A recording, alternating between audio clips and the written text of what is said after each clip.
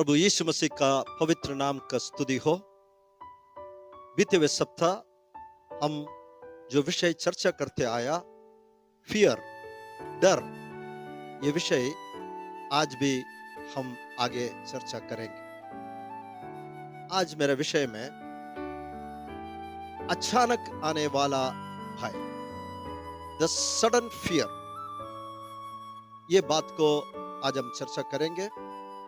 पवित्र वचन आज हम देखेंगे, नित्य वचन का 3 अध्याय उसके 25 कलम में इस प्रकार लिखा है, अचानक आने वाला भय से ना डरना, और जब दुष्टों पर विपत्ति आ पड़े तब ना घबराना। Have no fear of sudden disaster और of the ruin that overtakes the wicked। आज जो विषय है, fear of sudden disaster, अचानक कई तरह की विपत्ति पड़ते हैं और इससे उत्पन्न होने वाला डर, भय, ये विषय आज हम चर्चा करेंगे। खास तौर पर पवित्र शास्त्र के पुराना नियम से 2 अद्भुत बातों को इस सिलसिले में हम देखते हैं। नूह के समय में एक बड़ी प्रलय आया।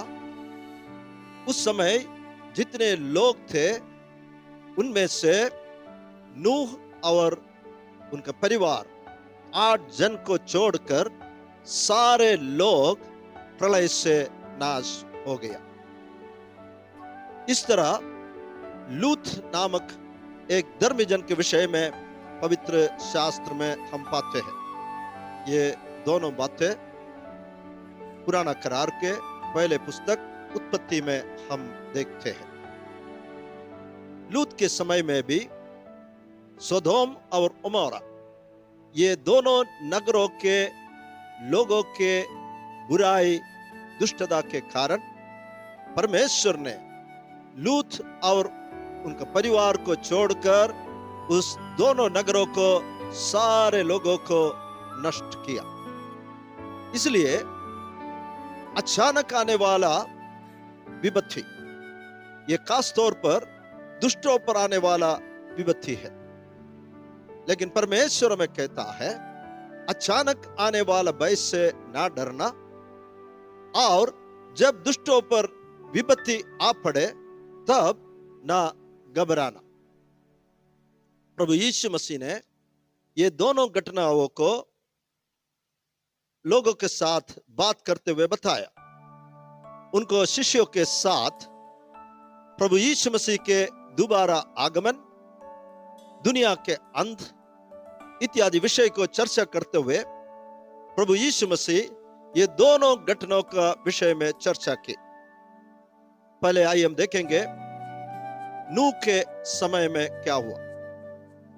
प्रभु यीशु मसीह कहता है, लूका रचित सुसमाचार 17 अध्याय 26 और 27 कलम इस प्रकार है, जैसा नूह के दिनों में हुआ था वैसे ही मनुष्य के पुत्र के दिनों में भी होगा। जिस दिन तक नूह जहाज पर न चढ़ा, उस दिन तक लोग खाते पीते थे और उनमें विवाह होते थे। तब जल प्रलय ने आकर उन सबको नष्ट किया। यीशु मसीह का शब्द है ये। यीशु मसीह इस विषय को बताए हुआ बात मत्ती रचित सुसमाचार में 24 अध्याय 39 कलम इस प्रकार है, जब तक जल प्रलय आकर उन सबको बहा न ले गया, जब तक जल प्रलय आकर उन सबको बहा न ले गया, तब तक उनको कुछ भी मालूम ना पड़ा। वैसे ही मनुष्य के पुत्र का आने भी होगा।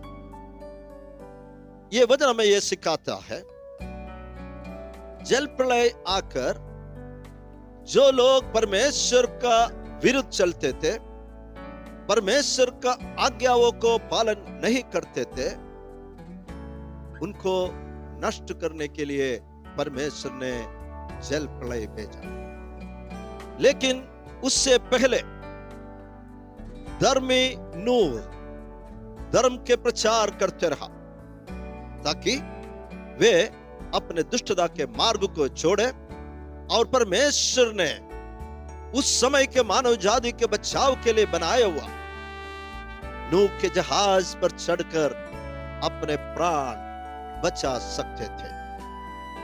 लेकिन लोग क्या करते थे? वे खाते पीते थे, विवाह उनके बीच में होते थे, और जल प्रलय ने आकर उन सबको नष्ट किया। यही बात को इस प्रकार लिखा है, जब तक जल प्रलय आकर उन सबको बहा न ले गया, तब तक उनको कुछ भी मालूम ना पड़ा। तो मतलब क्या है? ये जो विपत्ति लोगों के जीवन में अचानक आ पड़ा है। वहां यीशु ने कहा, वैसे ही मनुष्य के पुत्र का आने भी होगा। प्रभु यीशु मसीह दोबारा आने समय ऐसे ही होगा। आज भी हम देखते हैं लोग क्या करते हैं, लोग खाते पीते रहता है, उनमें विवाह होते रहता है, और उन्हें कुछ भी मालूम नहीं है। लेकिन उस समय के दुष्ट जनों के जीवन में आए हुए विपत्ति से परमेश्वर ने धर्मी नूह और उनके परिवार को उस विपत्ति से बचाया। दूसरा जो विपत्ति जो लूत के समय में हुआ था, उस विषय में प्रभु यीशु क्या कहा देखेंगे। लूका 17 का वर्स 28 और 29। जैसा लूत के दिनों में हुआ था कि लोग खाते पीते, लेन देन करते, पेड़ लगाते और घर बनाते थे, आज भी हम देखते हैं प्यारो, लोग किस बातों में बिजी है? खाने पीने में, लेन देन करने में, पेड़ लगाने में, घर बनाने में। परंतु जिस दिन लूत सदोम से निकला, उस दिन आग और गंधक आकाश से बरसी और सबको नष्ट कर दिया। यहां भी ये जो विपत्ति है, उस समय के दुष्ट जनों के जीवन में, पवित्र शास्त्र हम ध्यान से पढ़ेंगे तब हमको मालूम पड़ेंगे, सदोम और ओमोरा ये दोनों नगरों का लोगों का बुराई, दुष्टता परमेश्वर के पास पहुंच गया था, और परमेश्वर उस देश के दोनों नगरों के लोगों को आकाश में से गंधक बरसकर परमेश्वर ने लोगों को नष्ट किया। लेकिन लूत और उनको परिवार को परमेश्वर ने बचाया। आज प्रभु यीशु मसीह में विश्वास करते हुए अपने पापों से उद्धार पाकर प्रभु यीशु मसीह के आगमन के बाट जोते हुए पवित्र हृदय के साथ जीवन बिताने वाला धर्मी जनों के जीवन में इस प्रकार आने वाला सारे विपत्तियों से, अचानक होने वाले विपत्ति के भय से परमेश्वर उनको लोगों को बचाता है। आज भी परमेश्वर के वचन के प्रावधान वैसे ही है जैसा नूह और लूत दोनों धर्मी जनों के समय में था। किस प्रकार परमेश्वर हमें बचाते हैं प्यारे। द्वितीय वचन 3 के 25 इस प्रकार है, अचानक आने वाला भय से न डरना, और जब दुष्टों पर विपत्ति आ पड़े तब न घबराना। परमेश्वर में कहता है न घबराओ, क्योंकि 24 कलम, यहोवा तुझे सहारा दिया करेगा और तेरे पाँव को फंदे में फंसना ना देगा। इसलिए मुझे सुनने वाले प्यारे भाई बहनों, बच्चों, अचानक आने वाले विपत्ति का डर जो बाइबल कहता है द सडन फियर, उनमें से प्रभु मुझे और आपको बचाएंगे। हमारा चारों ओर दुष्ट लोगों के जीवन में परमेश्वर इस तरह की अचानक विपत्तियां भेजकर उसको नाश करते समय भी परमेश्वर के भक्त जन के जीवन, धर्मी जनों के जीवन में परमेश्वर की छुटकारा का, परमेश्वर के डिलीवरेंस का प्रावधान रहे। विश्वास में आगे बढ़े।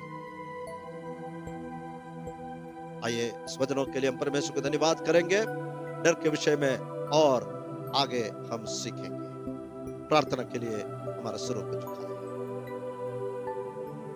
हमारे स्वर्गीय पिता, हम धन्यवाद और स्तुति करते हैं फिर से परमेश्वर तेरे अद्भुत वचनों से, जो धर्मजनों के लिए तूने दिया हुआ प्रावधान, अचानक होने वाले विपत्ति से, उससे डर से बचाने का तेरा वायदा।